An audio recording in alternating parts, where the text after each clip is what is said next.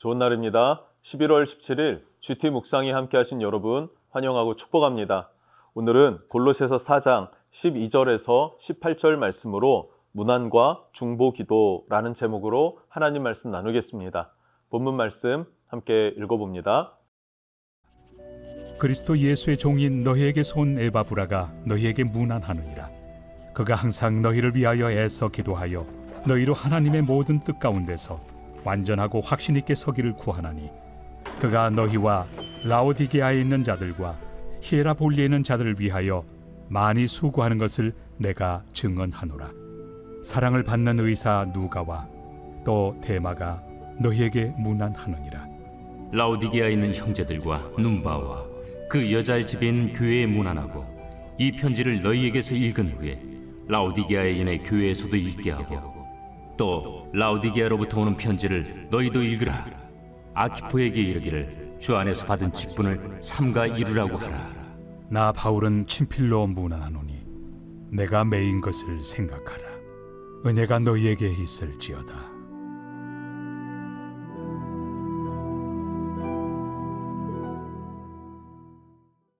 오늘로 골로새서 마지막 시간이 되는데요.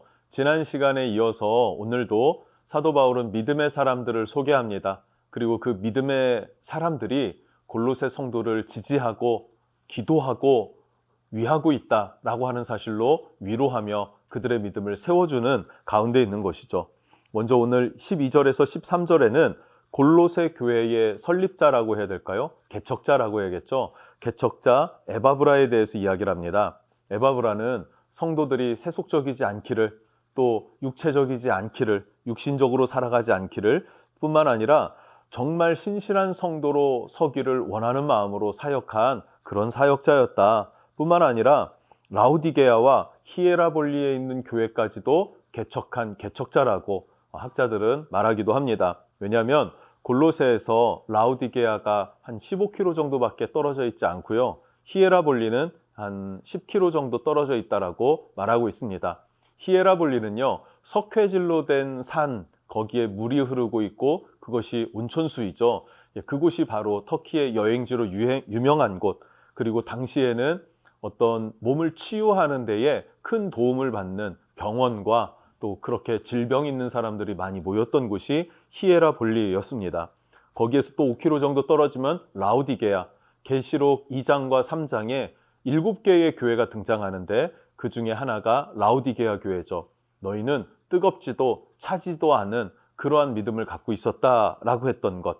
그래서 차든지 뜨뜻하든지 너희가 한 가지만 정해라 라고 이야기했던 그 교회가 바로 라오디게아 교회이고 에바브라가 세운 교회였다라는 거예요.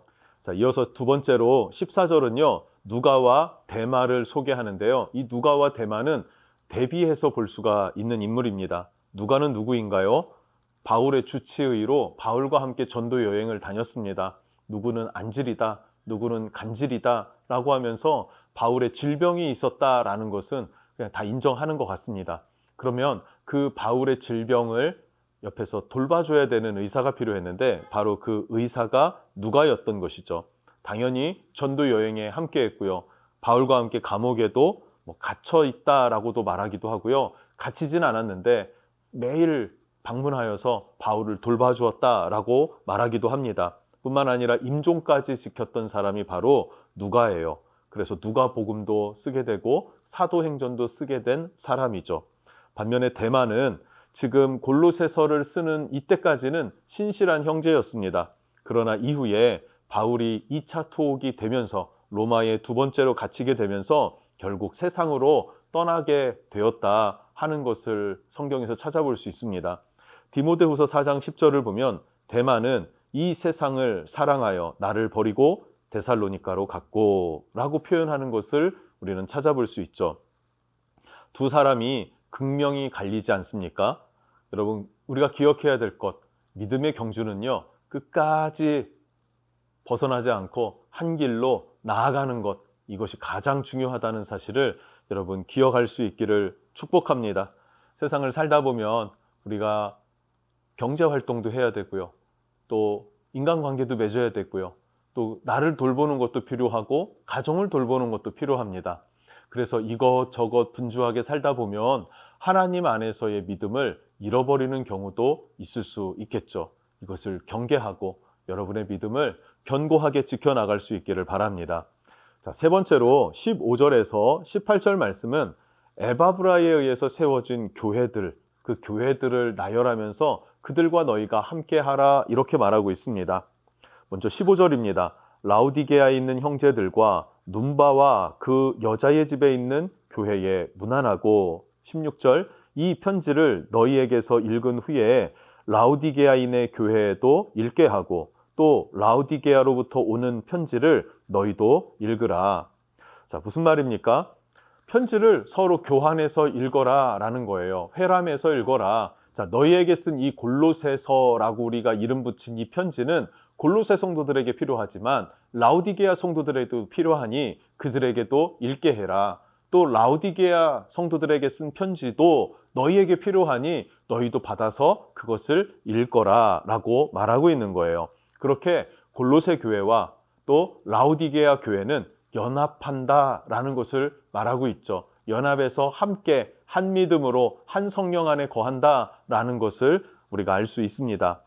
다시 15절을 보면 라우디게아에 있는 형제들과, 그러니까 라우디게아 교회라고 불려지는 그 도시 안에 많은 가정교회들을 의미하는 것 같습니다. 뿐만 아니라 눈바와 그 여자의 집에 있는 교회에 문안하고, 눈바라고 하는 여인이 있었고 그 여인이 자신의 집을 열어서 가정 안에서의 교회를 시작한 것 같습니다.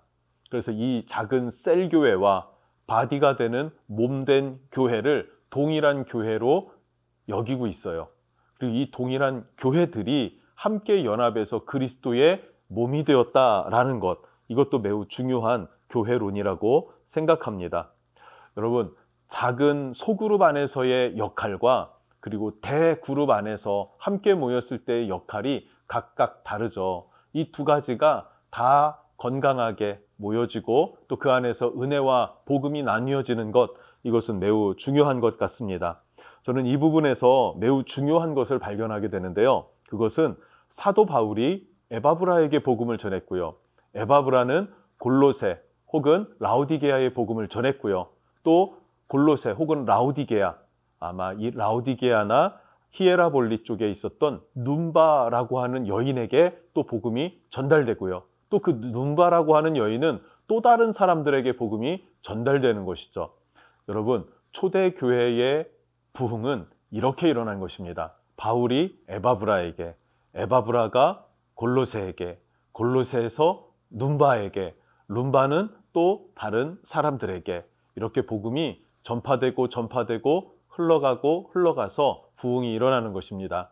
한국 교회가 줄어든다, 위기다 라고 말하는 것은요, 전도하지 않은 이유겠죠.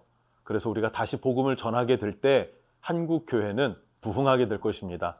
뿐만 아니라 열방의 교회가 부흥하게 될 것입니다. 왜냐하면 한국은 부유한 나라로 하나님이 세워주셨고 선교할 수 있는 여건을 만들어주셨기 때문에 우리가 부흥하게 되면 열방으로 나가 복음을 전할 것이고 그렇게 우리 주님이 오실 날을 준비하는 그런 교회들이 되었으면 좋겠습니다. 바로 이 모습이 바울에게 가장 큰 기쁨이었고 당연히 바울에게 사명을 주신 예수 그리스도, 바울을 보내신 예수 그리스도의 기쁨이 된 것입니다. 4세대라고 말해요. 바울이 에바브라에게, 에바브라가 룸바에게, 룸바가 또 다른 사람에게 복음을 전파하면서 4세대로 복음이 전수되어지는 것. 자, 이렇게 되면은 그 지역은 복음화를 이루었다라고 여기게 될 수 있는 것이죠. 자, 이렇게 복음을 증거하는 사명이 다시 우리로부터 흘러갈 수 있기를 축복합니다. 자, 반면에 17절을 보면요. 아키뽀라는 사람이 등장하는데요. 17절입니다. 아키뽀에게 이르기를 주 안에서 받은 직분을 삼가 이루라고 하라. 자, 이유는 모르겠지만 이 아키뽀라는 사람이 낙심되어져 있고 침체되어 있는 것 같습니다. 주께로부터 받은 사명이 있는데 사명을 잠시 내려둔 것 같아요. 그래서 짧게 권면합니다. 다시 그 사명을 붙잡고 정진해 나아가라, 전진해 나아가라 라고 권면합니다. 그러면서 18절, 바울 자신이 왜 감옥에 갇혔는지 너희도 한번 생각해보고 너희도 나와 같이 사명을 감당하는 그리스도의 좋은 일꾼이 되기를 원한다라고 말하는 것입니다. 이것이 마지막 바울의 문안이었고 또 그렇게 바울을 위해서 기도해달라고 요청하는 내용이라고 또 할 수 있을 것 같습니다. 많은 교회에 사명이 있을 것입니다. 그리고 각각 교회마다의 특별한 부르심이 있을 수 있겠지만 모든 교회에 주어진 동일한 부르심, 그것은 복음 전파입니다.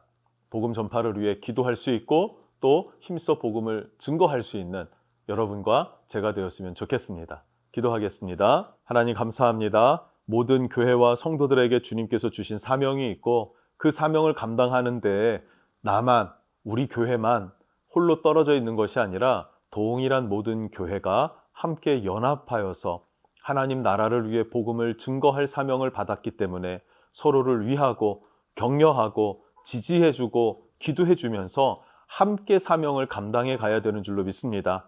각 교회 안에서 뿐만 아니라 교회와 교회가 연합해서라도 하나님의 복음 전파 사역을 감당하는 믿음의 일꾼들 될 수 있도록 우리를 축복하시고 은혜를 베풀어 주옵소서.